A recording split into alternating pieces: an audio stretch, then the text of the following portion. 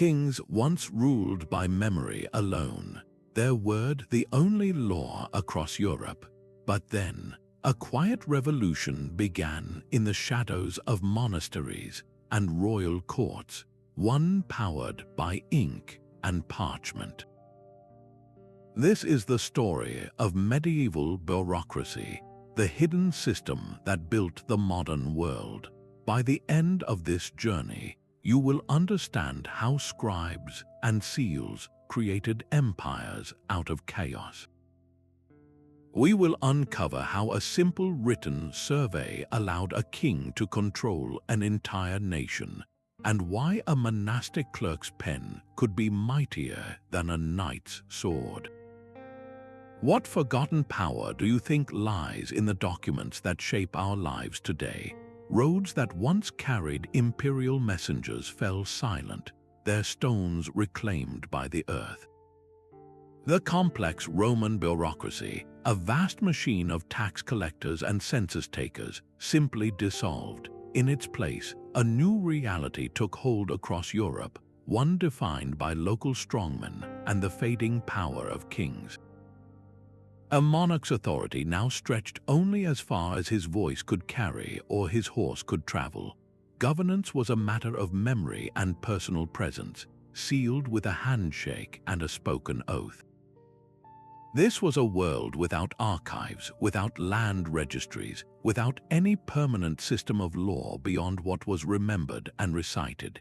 Can you grasp the sheer instability of such a time? A king could not truly know what lands he owned, how many people lived in his kingdom, or what wealth they possessed. His power was a fragile thing, dependent entirely on the loyalty of local lords who might change their minds with the seasons. This profound administrative vacuum created a desperate need for a new kind of order. It was from this fragmented soil, rich with the memory of lost Roman systems, that the first seeds of a new power would slowly begin to sprout. Out of that silence, a single court began to write its way to power. In the late 8th century, Charlemagne's sprawling empire demanded a new kind of control, one that could not be maintained by a king constantly on the move.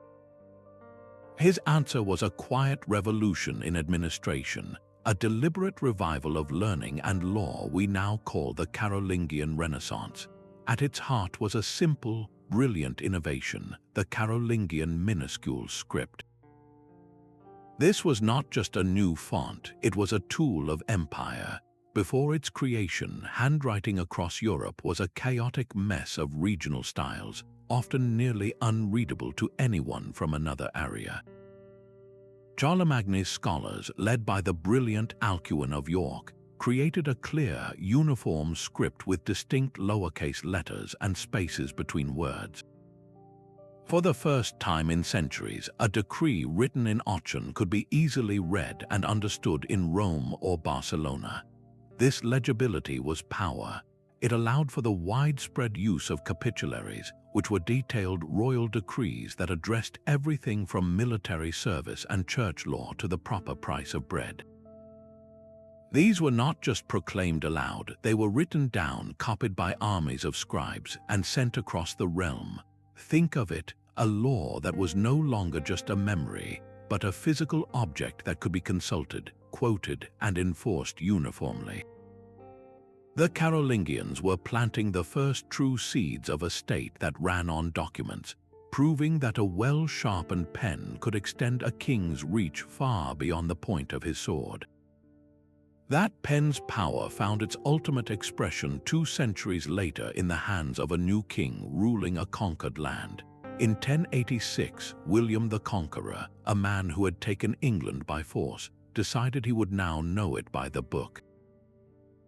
He ordered a survey so comprehensive, so shockingly detailed, that his own subjects compared it to the Last Judgment described in the Bible. They called it the Domesday Book because its judgments, like those of Doomsday, were final and could not be appealed. This was not a simple list of major towns or wealthy barons. Teams of royal commissioners fanned out across the entire country, arriving at every village and manor. They demanded answers to a precise set of questions. Who held this land before the Norman invasion, and who holds it now? How many villagers, how many smallholders, how many slaves live here? How many ploughs are there? How many mills? How many meadows and woodlands? What was the value of this land under King Edward? What is its value now? Can you picture the scene, a royal official standing in a muddy field, quill in hand, while local men sworn to tell the truth recite the number of pigs and cows they own? The result was a staggering 2 million-word document, a written snapshot of an entire kingdom. For William, this was a weapon more powerful than any army. It told him exactly where his wealth was, who owed him what, and how much he could tax them.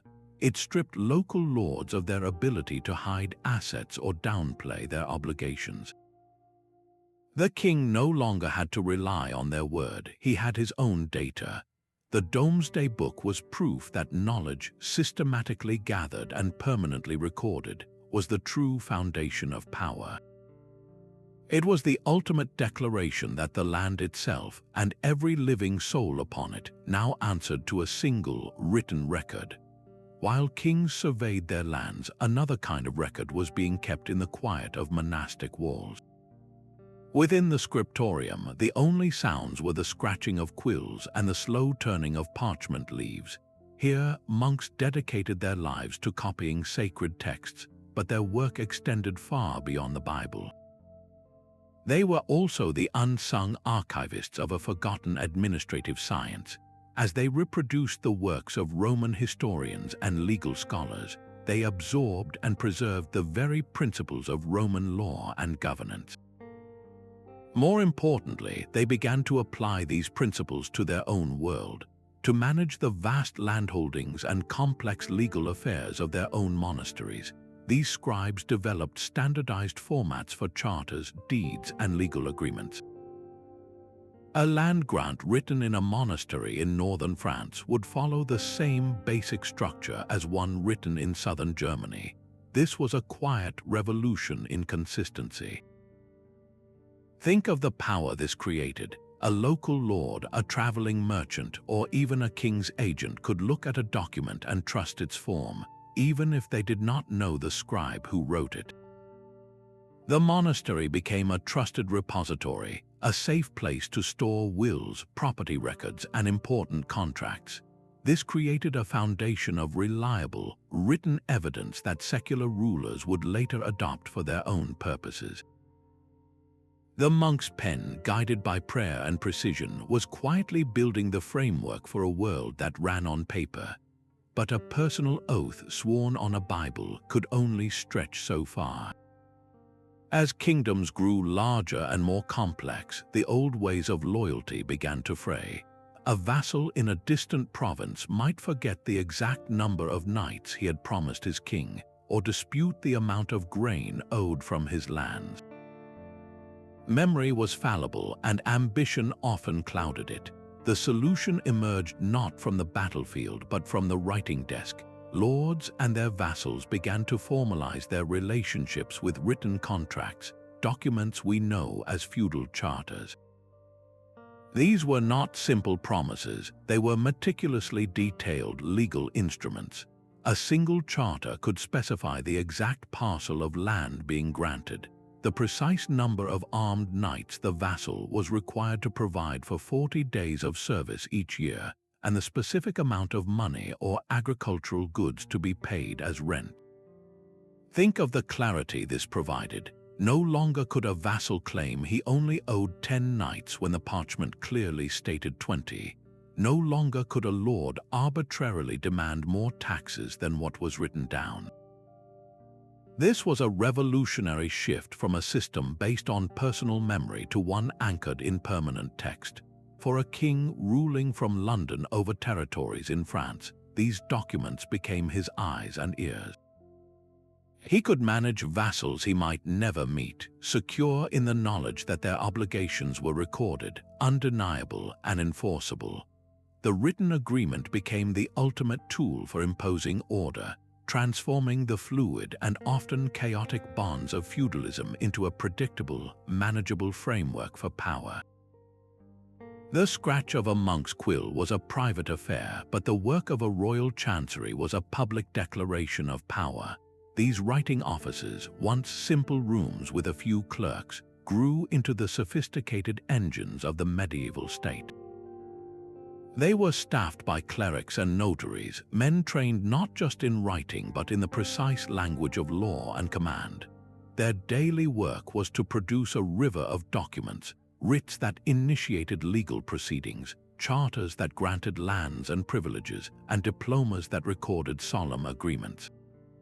To manage this flood of paperwork, chanceries developed strict standardized formulas. A land grant written in England would follow an almost identical structure to one issued in France, creating a predictable and recognizable language of authority. This consistency was crucial. A lord receiving a charter from his king would immediately recognize its official nature from its layout and phrasing, long before he even saw the content. The most important innovation was the seal. Pressing a king's unique emblem into warm wax attached to a document was the medieval equivalent of a digital signature. It authenticated the order, proving it came directly from the monarch himself and not from some forger or ambitious official. Think of the power this gave a king. He could now be in two places at once. While his physical body remained in his capital, his sealed writ could travel to a distant county, carrying his direct command to a sheriff or a baron. It was a projection of authority that defied distance. The chancery did not just write letters, it built the very framework of a state, transforming a king's personal will into a system of governable, undeniable law. The royal chancery's demand for skilled writers created a new kind of marketplace, one that traded not in goods but in knowledge. This demand was met by the rise of a revolutionary institution, the medieval university. In the bustling intellectual centers of Bologna, Paris, and Oxford, a new class of men was being trained not for the church or the battlefield, but for the writing desk. Their curriculum was a direct response to the needs of the state. They studied Roman law, mastering its logical frameworks and precise definitions. They learned rhetoric, the art of persuasive argument essential for drafting compelling decrees and legal defenses. And they were drilled in accounting, the complex mathematics required to manage royal finances and tax revenues. These were not abstract academic pursuits, they were the essential tools for running a kingdom. A graduate from these halls did not return to a monastery. He walked directly into a role in a royal or ecclesiastical chancery, his head filled with the systematic methods needed to bring order to chaos. Can you see the shift this created? Administration was no longer just a task for any literate monk, it was becoming a profession. This new educated class introduced a culture of logical procedure and meticulous record, keeping that transformed governance from a series of personal decisions into a repeatable, reliable system. The university became the crucial pipeline, funneling a steady stream of trained, ambitious talent into the growing machinery of the state, ensuring that the power of the pen would only grow sharper with each passing generation. Far from the royal courts of kings, another center of power was mastering the art of control through paper. The papal curia in Rome operated like a spiritual empire with a worldly need for order. To govern the entire Latin Church across continents, it developed a bureaucracy of startling sophistication, one that would become a model for every king in Europe. The curia was divided into specialized departments, each with a clear function. The apostolic camera managed the vast financial flows, collecting taxes and fees from every corner of Christendom with meticulous account books.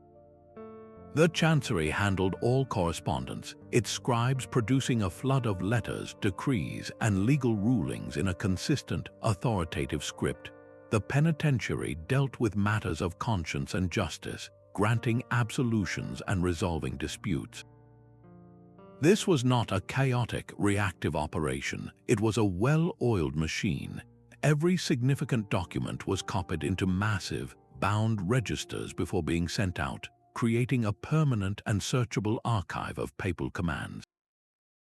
Think of the power this system held. A bishop in England could appeal to the Pope, and the Curia could consult its own records to see what had been decided in a similar case in Spain years before. This created a body of consistent, written canon law that applied from Dublin to Jerusalem. The Pope, sitting in Rome, could exert his influence through a stream of sealed letters, knowing his administration would ensure they were drafted, recorded, and dispatched correctly. The Curia demonstrated that a centralized bureaucracy was not just for collecting taxes or raising armies. It was the ultimate tool for managing belief itself, proving that faith could be administered with the same ruthless efficiency as any kingdom. While the Pope's clerks were building a spiritual empire on paper, England's courtrooms were quietly forging a different kind of power. Here, justice began to transform from the will of a single king into the slow, steady force of written precedent. This was the birth of common law, a system that grew not from a single ruler's command, but from a mountain of court records. Every case decided by a royal judge was meticulously written down by his clerks. These notes were compiled into plea rolls and yearbooks, vast collections of past arguments and verdicts. Imagine a judge facing a difficult land dispute. He could now consult these records to see how a similar case was resolved years before in a different part of the country. This practice created a body of law that was consistent and, in a crucial way, predictable. It meant that a wealthy lord and a common farmer could, in theory, expect the same judgment for the same crime. This reliance on written precedent was a revolutionary check on raw power. It reduced the chance of a judge making an arbitrary decision based on a personal whim or a bribe. The law was slowly becoming something outside of any one person, a set of principles that lived in the written word. And this principle would eventually be used to challenge the highest authority of all. In 1215, a group of rebellious barons forced King John to sign a document called Magna Carta. This was not a new law invented on the spot. It was, in essence, a written compilation of ancient customs and feudal rights, a precedent made permanent. By putting his seal to it, the king was formally bound by the same legal traditions that governed his subjects. The written word had finally ensnared the monarchy itself, proving that a well-kept record could be the ultimate defense against tyranny. The law could now bind a king, but his ambitions still demanded a steady flow of cash.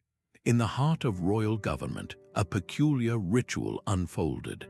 Officials gathered around a table covered in a cloth marked with a grid of black lines like a giant chessboard. This was the English Exchequer, and the checkered cloth was its calculating engine. Twice a year, sheriffs from across the kingdom would travel to this chamber to settle their accounts. The process was a public spectacle of accountability. The sheriff would present the taxes he had collected from his county.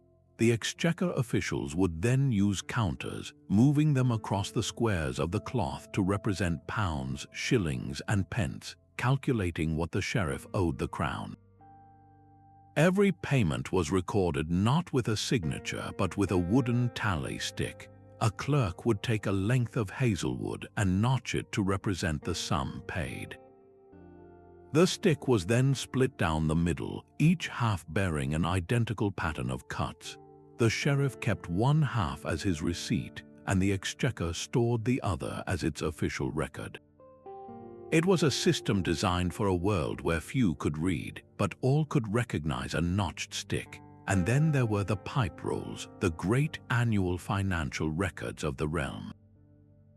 Imagine a massive parchment scroll written on both sides, detailing every debt, every fine, and every source of royal income for the entire year.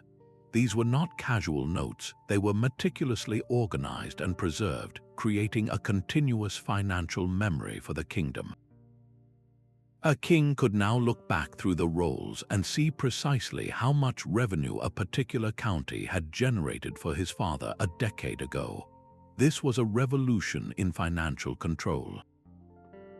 It meant a ruler could plan. He could budget for a war, knowing with reasonable certainty what funds would be available. He could finance the construction of a cathedral or a castle, not by seizing wealth in a panic, but by drawing on a predictable treasury. Similar systems of financial bureaucracy emerged in France, Sicily, and the Italian city-states. They all shared one core principle: that the lifeblood of state power was no longer just land or soldiers, but information. The systematic tracking of money transformed royal whims into sustainable, long-term projects, building the foundations of the modern state one coin, one tally, and one parchment roll at a time. Yet the king's checkered table and the pope's vast registers were not the only places where this new power of the pen was taking root. Down in the crowded, noisy streets of cities like Florence and Ghent, a different kind of bureaucracy was being born, one driven by commerce and community.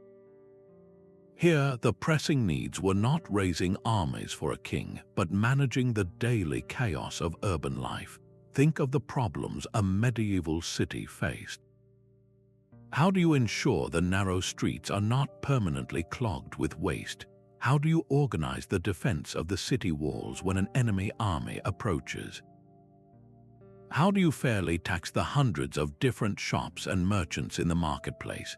The old, personal rule of a local lord was utterly inadequate for this new scale of complexity. The solution was the town hall and its growing staff of municipal clerks. These officials, often elected by the leading citizens, began to write their own laws, known as ordinances. They recorded who was a legitimate citizen of the city, a status that came with specific rights and responsibilities. They kept detailed tax rolls, noting what every craftsman, from the weaver to the baker, owed to the common purse. This was bureaucracy at its most practical and immediate. A citizen of Ghent could look at a posted ordinance and know the rules for selling cloth or the fine for dumping refuse in the canal. This system fostered a powerful sense of local governance, proving that written administration was not just a tool for kings and popes, but for communities themselves. These bustling cities became incredible laboratories for administrative innovation, constantly adapting the principles of record-keeping to their own unique and urgent needs, demonstrating that the power of paperwork could be scaled to build a world right outside your front door. This document, sealed at Runnymede, was far more than a list of noble demands. The Magna Carta was a masterwork of administrative precision, a bureaucratic blueprint for limiting a king's power. It did not speak in grand philosophical statements, but in meticulous practical details. It listed 63 specific clauses, each one addressing a concrete abuse of royal authority. It declared that no scutage, a special tax, could be levied without the common consent of the realm. It stated that no free man could be imprisoned or stripped of his property except by the lawful judgment of his peers or by the law of the land. Every clause was a direct response to a grievance, a written correction to King John's arbitrary rule. But its true revolution was procedural. It established a council of 25 barons whose sole duty was to ensure the king adhered to the charter's terms. If he did not, this council was legally empowered by the document itself to distrain and distress him in every way possible, essentially to seize his castles and lands until he corrected his error. Can you grasp the monumental shift this represented? For the first time, a written text did not just record a king's commands, it commanded the king. It embedded a system of administration and oversight directly into the heart of governance. transforming the relationship between ruler and ruled from one of pure will to one of negotiated, documented agreement. The Magna Carta proved that the most powerful weapon against tyranny was not a sharper sword, but a more carefully written contract. It laid the foundational stone for a constitutional bureaucracy where the state's power would forever be balanced by the enduring authority of the written word. The same tools that built kingdoms could also be used to dismantle lives. In the shadowy courtrooms of the medieval Inquisition, the power of the pen took on a chilling new purpose. Here, meticulous record-keeping was not about managing land or money. It was about policing belief itself. Inquisitors were, first and foremost, bureaucrats. They developed standardized forms for interrogations, carefully recording every question asked and every answer given by a suspect accused of heresy. They created detailed dossiers that tracked an individual's family, their associations, and their past statements, looking for any tiny inconsistency. Imagine the psychological pressure of facing such a system. Your own words, once spoken, were frozen permanently on parchment, where they could be picked apart and used against you later. This was not the chaotic violence of a mob. It was the cold, systematic application of administrative procedure. The Inquisition's records allowed for central oversight from Rome, ensuring that persecution followed a set of rules, however grim they were. This bureaucracy of fear demonstrated that paperwork could be a terrifyingly efficient tool for social control. A sealed letter could summon a person to a trial, a written transcript could become the evidence for their condemnation, and a final register entry could mark their fate. The lesson was clear: when a state or church could document its citizens so thoroughly, it could enforce its ideology not just with force but with files. Yet even the most detailed contract could not feed an army on the march. The 100 Years' War stretched across more than a century, a conflict of such immense scale that it demanded a new kind of warfare, one fought with ledgers as much as with lances. Kings could no longer simply summon their feudal hosts for a summer campaign and then send them home. To hold territory in France for years at a time, they needed a permanent, professional military machine, and that machine ran on paperwork. A vast, unsung army of quartermasters and clerks worked tirelessly in the background. Their task was monumental: to track every arrowhead, every barrel of salt pork, and every foot soldier's wages. They issued written orders to sheriffs across England, commanding them to gather supplies from their counties, grain, cloth, and horses, all to be shipped across the Channel. Musters were meticulously recorded, lists of every archer and man-at-arms who arrived at the port, ensuring that the king was paying for real soldiers and not phantom troops invented by a corrupt captain. Can you picture the scene in a muddy encampment outside a besieged French town? A clerk sits at a folding desk, his quill scratching as he notes the distribution of wages to a long line of tired soldiers. That single piece of parchment was the difference between a disciplined fighting force and a starving, mutinous mob. This military bureaucracy was the true backbone of the long campaign. It enabled kings to project power across the sea, to sustain armies of thousands in the field for years, and to manage the colossal financial burden of war through systematic taxation and borrowing. The drive to conquer territory, it turned out, was one of the most powerful forces for administrative innovation, forging the tools of the modern state in the fiery crucible of battle. Death did not just empty villages, it shattered the very foundations of the medieval economy. The Black Death swept away perhaps half of Europe's population, and in its wake, a desperate struggle for survival began. The old rules no longer applied. With so few laborers left alive, those who remained could demand unheard of wages for their work. Peasants who had been tied to their lord's land for generations suddenly found they could pack their few belongings and walk to a neighboring lord who offered better pay and conditions. The social order, once as fixed as the seasons, was collapsing into chaos. Panicked kings and parliaments saw their revenues plummet and their authority challenged. Their response was not merely military, it was profoundly bureaucratic. Across England and France, governments issued a flood of new ordinances, all meticulously written down and enforced by an army of clerks. The English Statute of Labourers of 1351 was a landmark of this desperate control. It tried to freeze time, legally forcing wages back to their pre-plague levels and forbidding labourers from moving freely to seek better opportunities. But a law is just words on parchment without the means to enforce it. This is where the growing state bureaucracy proved its worth. Local officials were commanded to hold inquiries, record the names of labourers who demanded higher pay, and bring them before the courts. The system of writs and rolls, once used for land disputes and royal finance, was now turned to the intimate task of regulating a peasant's daily wage. Think of the immense administrative effort this required, tracking the movements and earnings of thousands of individuals across an entire kingdom. The crisis of the plague did not destroy bureaucracy, it supercharged it, forcing governments to reach deeper into the lives of their subjects than ever before. In striving to restore a lost world, they were inadvertently building a new one, where the state's power to document and regulate would become a permanent feature of everyday life. While kings and popes built their power on parchment, a different kind of empire was rising in the north, one forged not by crowns but by cargo.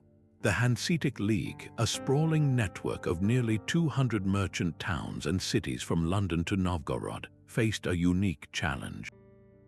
How could you trust a business partner you might never meet, sending valuable goods like timber, fur, and wool across hundreds of miles of treacherous sea and land? Their solution was a revolutionary system of commercial bureaucracy that made trust a written, enforceable reality. At the heart of this system was the contract. A merchant in Lubeck could seal an agreement with a counterpart in Bruges, detailing the exact quality, quantity, and price of the beeswax to be delivered, the ship it would travel on, and the date it was due. This was not a gentleman's handshake. It was a binding legal document that could be presented to a Hanseatic court if the goods were substandard or the payment was late. To track this dizzying web of deals, merchants maintained meticulous ledgers.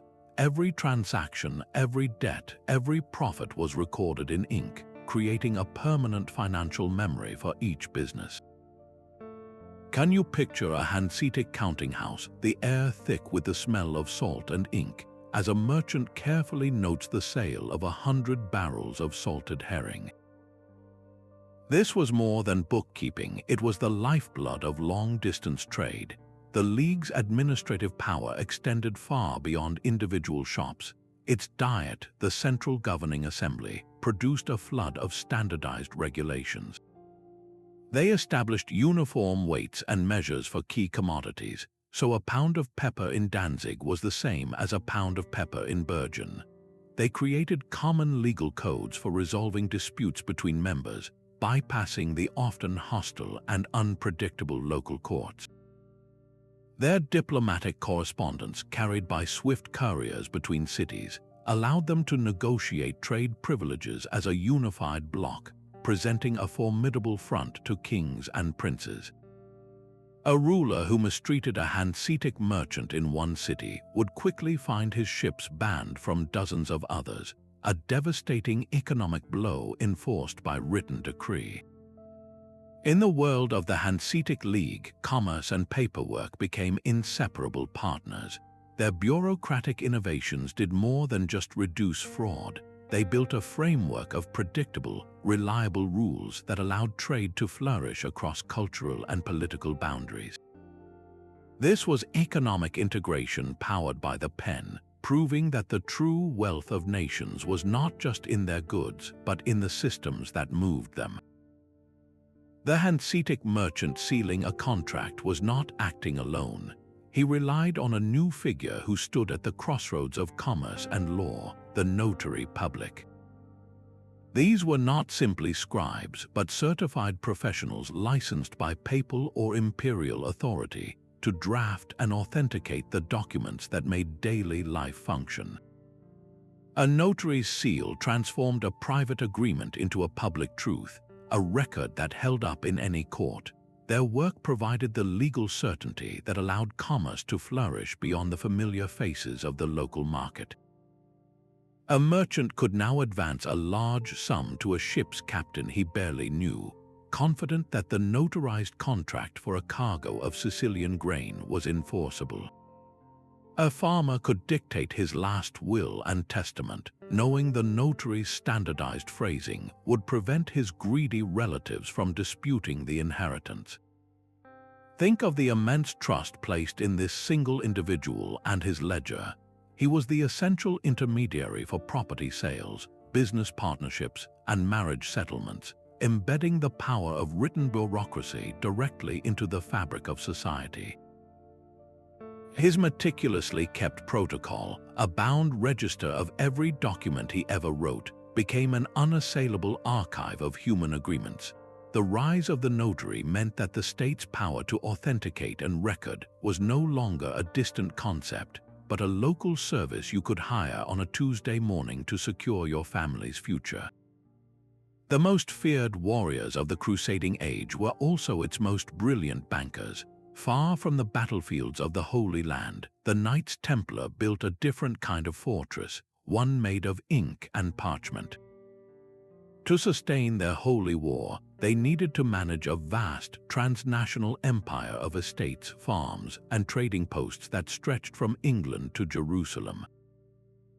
Their solution was a bureaucracy of astonishing efficiency.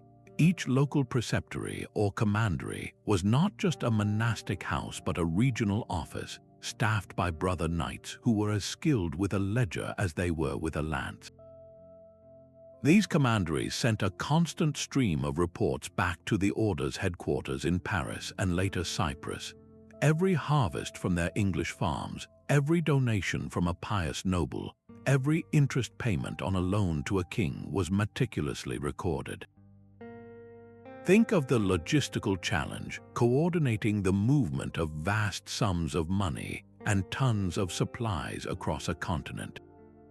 A pilgrim traveling from London to Jerusalem could deposit his wealth at a Templar house in London, receive a written letter of credit, and then withdraw the equivalent amount in gold upon reaching the Holy Land, a system that required flawless record-keeping and absolute trust in the written word.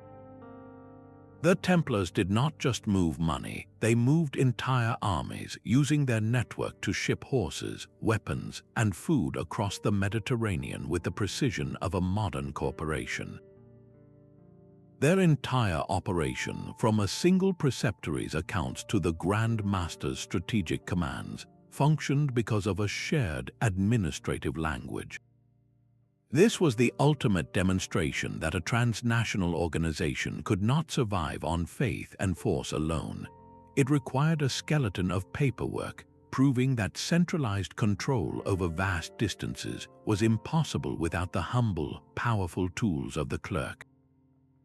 A new machine began to whisper in the workshops of Mainz, its sound a steady mechanical rhythm that would soon drown out the quiet scratching of 1,000 scribes.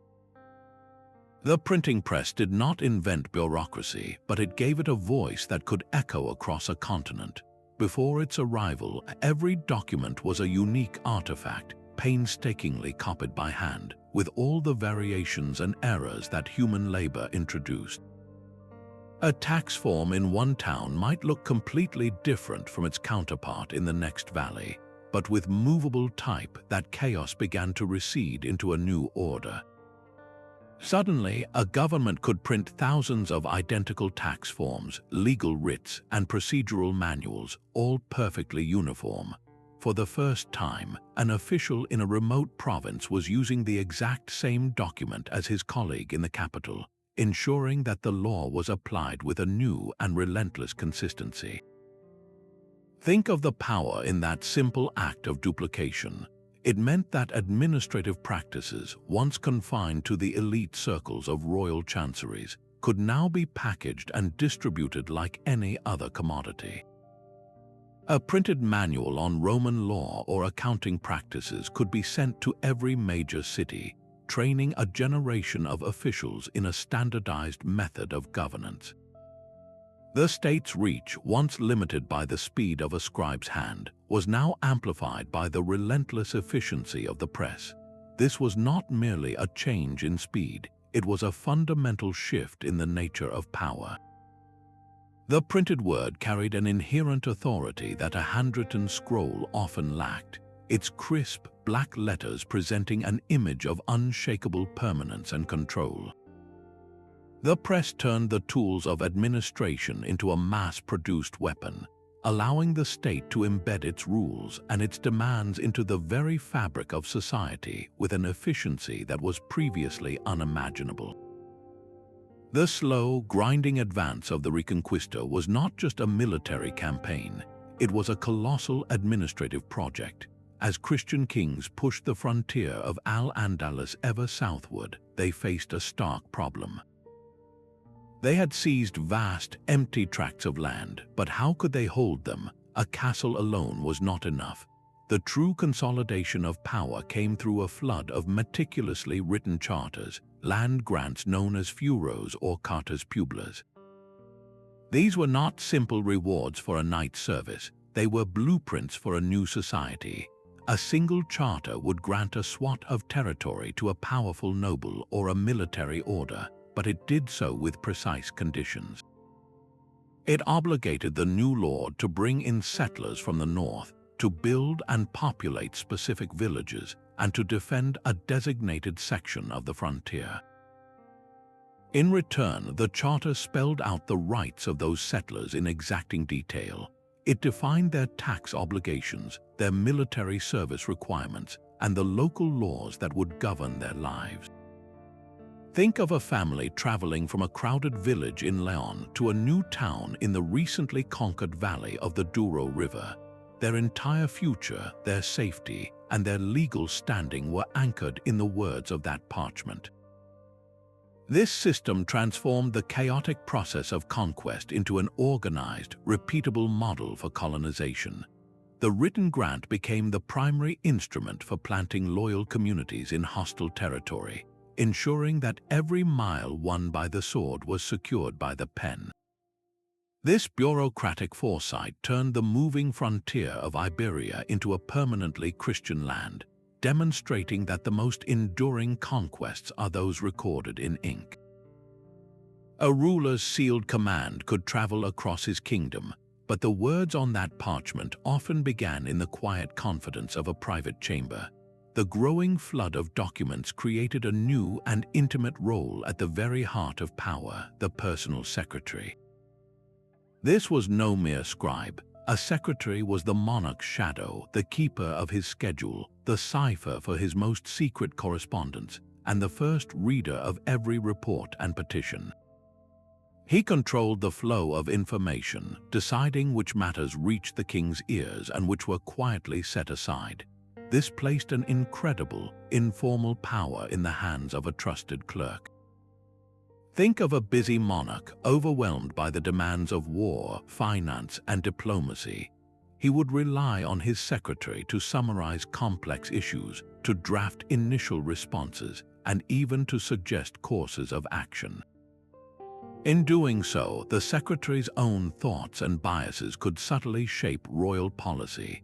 The most capable secretaries became indispensable, their influence extending far beyond their official title. They were the gatekeepers, a noble seeking a favor, a bishop requesting support, or an ambassador delivering a message often had to win the secretary's goodwill before ever speaking to the king. This role fundamentally blurred the line between the ruler's personal household and the machinery of the state. the administration of the realm was becoming inseparable from the management of the monarch's own private affairs, all filtered through the pen and discretion of a single, powerful individual. In this way, the humble act of writing a letter for one's master could quietly become the most potent form of statecraft. A king's command was useless without the gold to enforce it, and that gold had to be squeezed from his subjects with systematic precision. The French taille tax became a masterpiece of this invasive art. Unlike a simple flat fee, the taille was a direct tax on estimated wealth, and assessing it required a breathtaking intrusion into private life. Royal officials, armed with parchment and ink, would arrive in a town or village to conduct a detailed survey of every household. They recorded the size of a family's land, the number of livestock they owned, the value of their trade goods, even the number of windows in their home. Every piece of potential wealth was noted, quantified, and entered into a growing ledger that defined a person's obligation to the state. Think of the profound shift this represented. Your tax bill was no longer a vague tribute demanded by a distant lord, but a calculated figure derived from your own documented possessions. This system did more than just fill the royal coffers, it etched the social order into permanent record. The ledger itself became a map of the community's hierarchy, with the wealthy merchant listed at the top and the poorest laborer at the very bottom. There was no hiding your place in the world when it was written down in an official register. This bureaucratic process transformed abstract social status into a concrete, state-approved fact. The tax collector's visit was not merely about money. It was a ritual of control that reminded every individual, from the richest burgher to the humblest peasant, that the crown now knew their worth. The state's power had finally reached past the castle walls and city gates, settling firmly at the threshold of the common home. A king's promise whispered across a banquet table was no longer enough to bind nations. As the 100 Years' War dragged on and Italian city-states jockeyed for power, diplomacy evolved from a matter of royal charisma into a meticulous paper trail. The handshake was being replaced by the handwritten clause. Envoys sent abroad no longer traveled on their lord's verbal authority alone. They carried with them formal letters of credence.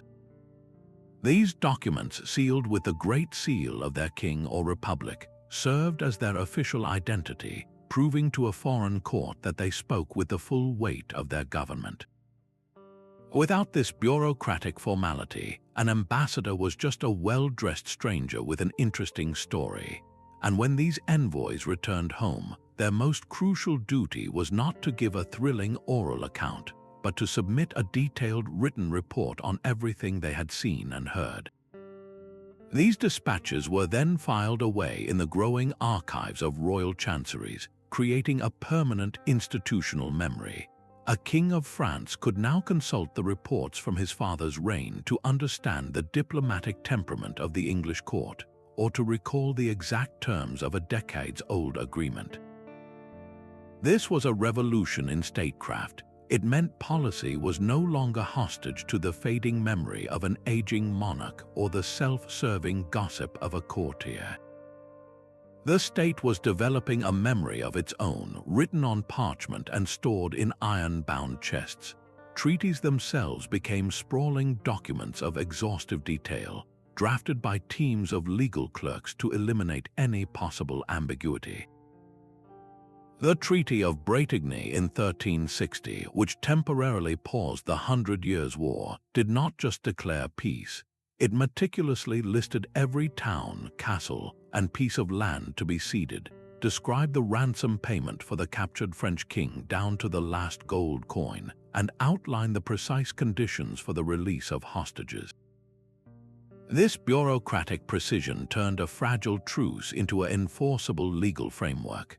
Alliances were no longer just bonds of friendship between rulers. They were contractual obligations between states, recorded in duplicate and triplicate. The diplomat was becoming a new kind of professional, one whose most powerful weapon was not a silver tongue, but but a well-drafted document and access to the archives. How much of our modern world of international law and stable borders was built not on battlefields, but in these quiet, paper-filled chambers? While kings taxed windows and diplomats drafted treaties, the economic life of the common person was being shaped by a different kind of power. In the workshops of every medieval city, the local guild hall stood as a fortress of trade regulation, its authority built entirely on written statutes. These were not mere clubs for craftsmen. They were sophisticated administrative bodies that governed every aspect of a trade with meticulous precision.